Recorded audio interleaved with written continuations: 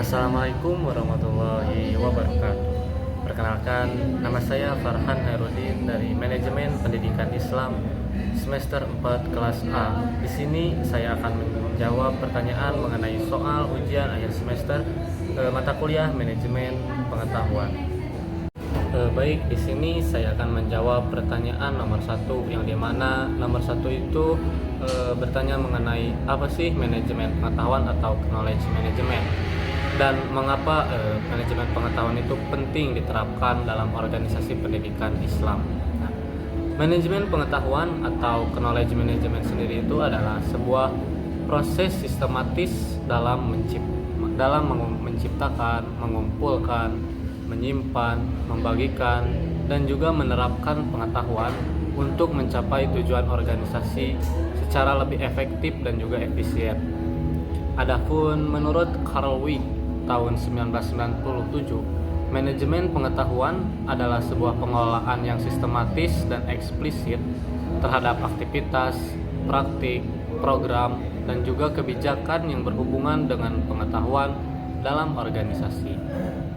Nah, dalam konteks organisasi pendidikan atau yang sering disebut juga termasuk dalam pendidikan Islam, manajemen pengetahuan itu membantu memastikan bahwa ilmu, pengalaman, dan informasi yang dimiliki seseorang dapat dimanfaatkan oleh seluruh organisasi. Apa sih pentingnya manajemen pengetahuan dalam organisasi pendidikan itu?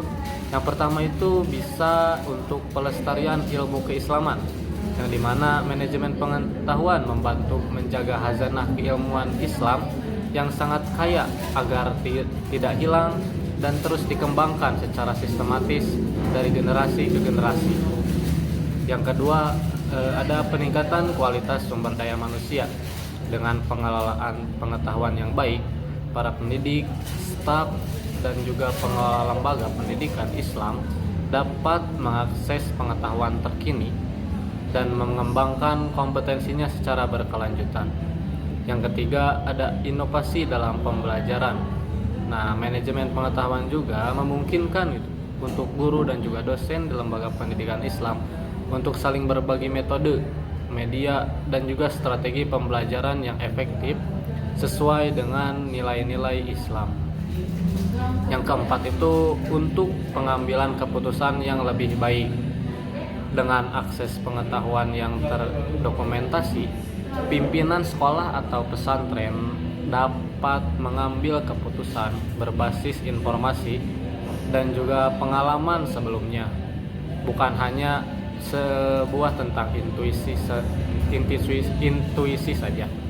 Contoh penerapannya dalam pendidikan Islam itu seperti yang pertama ada digitalisasi kitab-kitab klasik di madrasah dan juga pesantren. Yang kedua, adanya platform berbagi pengetahuan antar guru agama dalam bentuk forum atau bank soal. Yang ketiga, adanya sistem manajemen dokumen untuk menyimpan karya tulis ilmiah dan juga penelitian keislaman. Selanjutnya untuk nomor 2, yaitu perbedaan antara tacit knowledge dan juga explicit knowledge, dan juga contoh nyata dari dunia pesantren, masjid, atau organisasi Islam. Perbedaan antara tacit dan knowledge dan juga explicit knowledge adalah inti dari konsep manajemen pengetahuan atau juga knowledge management. Keduanya itu penting dalam lembaga keislaman seperti pesantren, masjid, atau organisasi dakwah. Perbedaannya antara tacit knowledge dan juga explicit knowledge terletak pada cara pengetahuan itu disimpan, ditransfer, dan juga digunakan. Tacit knowledge sendiri adalah sebuah pengetahuan yang bersifat tersirat, sulit dijelaskan dengan kata-kata, dan biasanya diperoleh melalui pengalaman langsung. Pengetahuan ini melekat pada individu seperti intuisi perasaan, keterampilan, dan juga nilai-nilai pribadi. Misalnya dalam konteks pesantren, tacit knowledge tampak pada kemampuan seorang kiai dalam membina akhlak santri secara halus dan juga penuh hikmah, atau gaya dakwah seorang ustadz yang menyentuh hati jamaah tanpa bisa diajarkan lewat buku teks. Tacit knowledge juga ditransfer melalui proses mentoring teladan atau interaksi jangka panjang. Sementara itu untuk explicit knowledge adalah pengetahuan yang tersurat, sistematis, dan juga mudah didokumentasikan seperti buku manual, catatan pelajaran, atau dokumen formal. Pengetahuan ini dapat dengan mudah dibagikan dan dipelajari secara formal di lingkungan masjid atau organisasi keislaman. Contohnya itu seperti adanya jadwal kegiatan ibadah yang tertulis, buku khutbah Jumat, laporan keuangan masjid, atau juga SOP kegiatan dakwah. Nah, explicit knowledge juga itu bersifat lebih objektif dan bisa direproduksi tanpa harus bergantung pada pribadi tertentu. Dengan demikian, tacit knowledge juga lebih bersifat personal dan kontekstual, sedangkan explicit knowledge bersifat formal dan terstruktur. Nah, kedua jenis pengetahuan ini sama-sama penting dalam membangun organisasi pendidikan Islam yang berkelanjutan dan juga efektif. Contoh nyatanya, misalkan yang pertama itu di pesantren. Tacit knowledge ini misalkan tadi cara seorang kiai membangun kedekatan spiritual dengan santri secara alami, gaya membina akhlak dengan keteladanan. Untuk eksplisitnya itu seperti kitab tafsir Jalalain yang diajarkan secara tertulis atau aturan tertulis tentang adab santri. Terus ada juga jadwal pelajaran dan juga tata tertib di pesantren. Yang kedua, contoh nyata di masjid. Ada tacit knowledge yang dimana cara seorang imam menyentuh hati jamaah dengan nada dan intonasi khas saat khutbah Jumat yang sulit diajarkan lewat buku yang sudah dijelaskan tadi. Terus ada explicit knowledge. Contohnya itu seperti buku panduan khutbah Jumat, notulen rapat DKM, proposal kegiatan Ramadan, dan lain sebagainya yang masih banyak lagi. Yang ketiga, contohnya di organisasi keislaman, misalnya di Ormas Islam. Untuk tacit knowledge sendiri, contohnya seperti seorang dai dalam menyampaikan dakwah dengan pendekatan budaya lokal. Terus untuk explicit knowledge-nya, dokumen atau visi misi organisasi dan juga SOP pelaksanaan pengajian. Ada juga seperti laporan kegiatan tahunan yang sudah direncanakan. Mungkin itu saja jawaban mengenai pertanyaan nomor 2 mengenai apa sih perbedaan dari tacit knowledge dan juga explicit knowledge, dan juga contoh nyatanya di dunia Islam seperti di pesantren, masjid, dan juga organisasi keislaman lainnya. Baik, untuk soal nomor 3 yaitu mengenai bagaimana proses knowledge sharing dapat dibangun dalam organisasi berbasis nilai-nilai keislaman. Kaitkan juga dengan akhlak kerja, kepercayaan, dan budaya kolegial. Proses knowledge sharing atau berbagi pengetahuan dalam organisasi berbasis nilai-nilai keislaman dapat dibangun secara efektif jika selaras dengan prinsip ukhuwah, keikhlasan, dan juga amanah. Knowledge sharing bukan hanya soal berbagi informasi teknis, tapi juga berbagi hikmah, pengalaman, dan nilai-nilai Islam yang memperkaya organisasi. Penjelasan bagaimana sih proses itu dapat dibangun. Yang pertama adalah menanamkan niat dan nilai keikhlasan dalam Islam. Ilmu adalah amanah. Proses berbagi pengetahuan hendaknya diawali dengan niat ikhlas karena Allah, bukan untuk pamer keahlian. Hal ini sejalan dengan sabda Nabi Muhammad SAW yang berbunyi, sampaikanlah dariku walau satu ayat. Nah, dalam hadis riwayat itu mengajak setiap anggota organisasi untuk berbagi ilmu yang dimiliki tanpa pamrih sebagai bagian dari ibadah dan juga kontribusi. Yang kedua, membangun budaya ukhuwah dan juga kolaborasi organisasi Islam. Seharusnya menumbuhkan suasana ukhuwah Islamiyah, yakni persaudaraan yang saling menghargai dan tolong-menolong dalam kebaikan. Dalam iklim ini, berbagi ilmu menjadi kegiatan yang alami dan dihargai, bukan bersaing atau menutup. Misalnya membuat forum rutin diskusi ilmiah, halaqah, atau kajian internal antar divisi untuk saling bertukar pengalaman. Yang ketiga, memanfaatkan teknologi berbasis nilai Islam teknologi seperti grup WhatsApp, e-learning, atau Google Drive yang dapat digunakan untuk berbagi materi dakwah, dokumentasi kegiatan, atau arsip pelatihan. Namun penggunaannya itu harus dilandasi dengan etika Islam, menjaga adab dalam berkomunikasi, tidak menyebarkan hoax, dan juga memastikan informasi yang dibagikan bermanfaat. Yang keempat itu ada mentoring dan teladan dari pemimpin dalam organisasi keislaman. Contohnya sentral kiai atau yang harus menjadi teladan dalam berbagi ilmu. Proses mentoring antara senior dan junior dalam bentuk bimbingan dakwah, pelatihan khutbah, atau pembinaan kaderisasi merupakan sarana yang sangat efektif gitu untuk knowledge sharing berbasis teladan. Yang kelima itu ada dokumentasi dan juga transfer ilmu yang tersistem yang dimana pengetahuan yang selama ini hanya ada dalam pengalaman individu gitu, misalnya seperti SOP, kegiatan Ramadan, atau pedoman pelatihan, yang dimana catatan hasilnya itu penting itu agar pengetahuan tidak hilang saat ada pergantian kepengurusan dan lain sebagainya, dan bisa digunakan oleh organisasi dengan jangka panjang. Yang keenam itu membangun sikap tawadu dan saling belajar. Dalam Islam, berbagi ilmu tidak boleh disertai dengan kesombongan. Knowledge sharing berjalan jika anggota memiliki sikap tawadu dan mau belajar satu sama lain. Dalam surat Al-Mujadalah ayat 11, Allah menjanjikan derajat tinggi bagi orang-orang yang berilmu dan mau belajar. Kaitan gitu dengan akhlak kerja atau kepercayaan dan juga budaya kolegial dapat dibangun secara efektif melalui pendekatan yang menekankan akhlak kerja yang baik, kepercayaan dan budaya kolegial. Dan dalam Islam, ilmu bukan sekedar aset intelektual tetapi amanah yang harus disampaikan. Nah, dalam akhlak kerja sebagai fondasi etika, berbagi ilmu dalam Islam akhlak kerja mencakup sikap jujur, ikhlas, amanah, dan tanggung jawab. Knowledge sharing juga tidak akan berjalan tanpa adanya niat yang lurus dan etos kerja Islami. Karena berbagi ilmu bukan untuk pamer, tetapi untuk menolong sesama dan memperkuat organisasi. Contohnya seorang guru senior di pesantren yang mau membimbing ustadz muda untuk menyusun RPP bukan karena mereka lebih tahu, tapi karena ingin menjaga kualitas pendidikan Islam. Akhlak seperti ikhlas, sabar, dan rendah hati. Yang kedua itu yang tadi mengenai kepercayaan. Nah, kepercayaan ini akan mendorong itu kolaborasi dan juga keterbukaan atau kepercayaan. Persyaratan utama itu dalam knowledge sharing dalam organisasi Islami, kepercayaan terbangun melalui sikap saling menghormati, tidak mencela, dan menjaga amanah informasi. Jika anggota merasa aman untuk berbagi tanpa takut disalahgunakan atau diremehkan, maka mereka akan lebih terbuka untuk membagikan pengalaman, ide, maupun kesalahan yang bisa dipelajari bersama.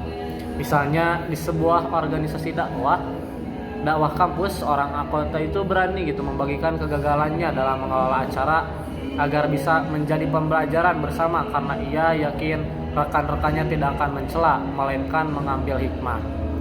Dalam segi budaya kolegial, menciptakan lingkungan yang mendukung budaya kolegial dalam organisasi keislaman itu berarti itu menciptakan suasana yang saling mendukung, persaudaraan, musyawarah, dan juga kolaborasi.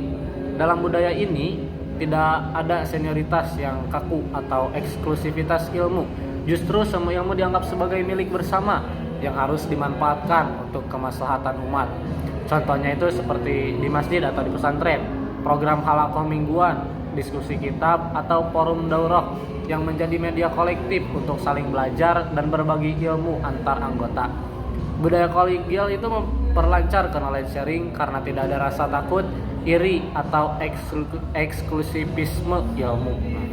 Untuk kesimpulannya, knowledge sharing itu dalam organisasi keislaman harus dibangun dengan dasar niat yang ikhlas, budaya ukhuwah, dan kepemimpinan yang teladan. Prosesnya bisa diperkuat dengan sistem dokumentasi, pemanfaatan teknologi secara Islami, serta penguatan etika dan akhlak dalam menyampaikan ilmu. Dengan cara ini, pengetahuan tidak hanya tersebar, tapi juga menjadi amal jariah yang harus mengalir manfaatnya. Mungkin cukup sekian dari pertanyaan nomor 3 mengenai proses dari knowledge sharing. Baik, selanjutnya untuk soal nomor 4 mengenai sebutkan dan jelaskan tahapan dalam siklus manajemen pengetahuan. Mana tahapan yang menurut saya paling krusial dan mengapa? Tunjukkan contoh penerapannya. Tahapan dalam siklus manajemen pengetahuan. Yang pertama itu menciptakan pengetahuan atau knowledge creation. Ini merupakan proses menghasilkan pengetahuan baru dalam organisasi, baik dari hasil penelitian, pengalaman kerja, diskusi, maupun interaksi antar individu. Dalam pendekatan sesi, ini terjadi melalui proses socialization dan externalization, misalnya touch it to touch it atau touch it to explicit. Yang kedua, akuisisi pengetahuan, atau tahap ini juga mencakup pengumpulan pengetahuan dari luar organisasi seperti studi literatur, pelatihan eksternal, atau kolaborasi dengan pihak lain, misalnya lembaga keislaman lain atau universitas.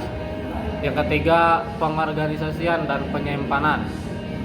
Pengetahuan yang telah dikumpulkan perlu disimpan dalam bentuk yang terstruktur dan mudah diakses seperti dokumen, basis data, arsip digital, atau sistem informasi manajemen pengetahuan.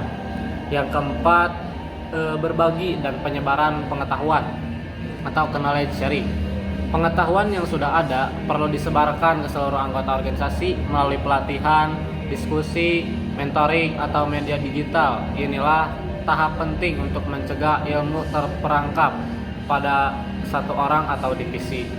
Yang kelima itu pemanfaatan pengetahuan, yang dimana pengetahuan yang sudah ada digunakan secara nyata dalam pengambil keputusan, pelaksanaan program, atau penyelesaian masalah.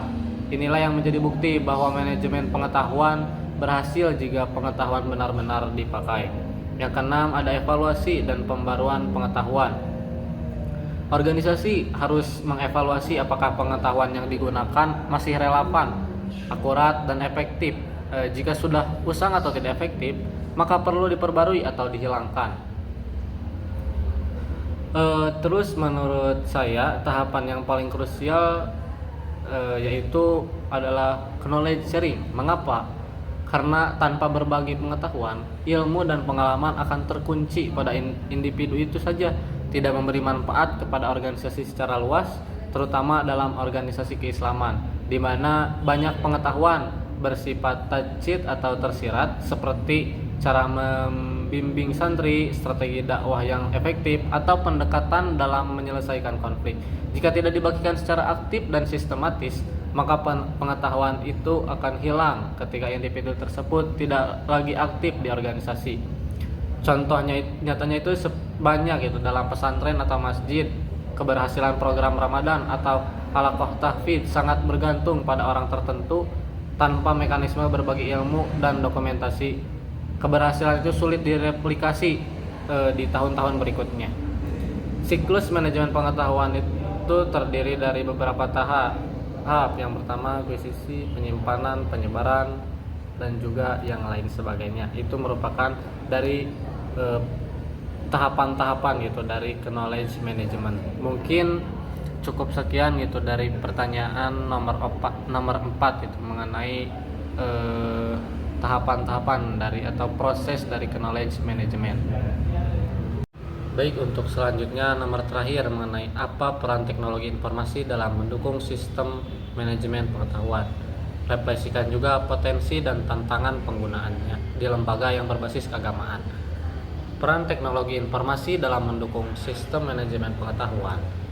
Teknologi informasi ini berperan penting dalam memperkuat sistem manajemen pengetahuan karena memungkinkan proses penciptaan, penyimpanan, penyebaran, dan pemanfaatan pengetahuan dilakukan secara lebih cepat, luas, dan efisien. Dalam konteks ini, tidak hanya menjadi alat bantu tetapi juga infrastruktur utama dalam pengelolaan pengetahuan dalam sebuah organisasi.